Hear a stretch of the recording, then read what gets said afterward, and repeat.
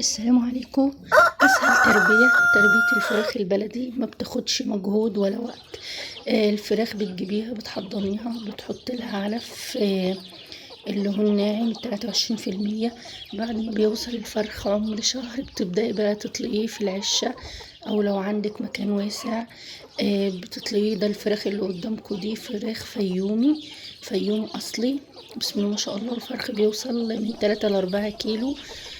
طبعا بيجوا متشكلين، بيجوا معاهم لو عايزة تجيبي ديوك هندي. لو عايزة مثلا ترقدي فراخ يديكي الهندي مع يديكي الفيومي. بيديكي فراخ هجين بلدي هجين، وده ديك هندي. بسم الله ما شاء الله، الديوك الهندية مشهورة بكبر الحجم وبطول القدم. وبتلاقيها الانتاج بتاعها في البيض كويس جدا. ودي فرخ بلدي، البلد العادي، بس بعد ما بيبيض حجمه بيزيد. قبل كده بتبقى حجمه قليل.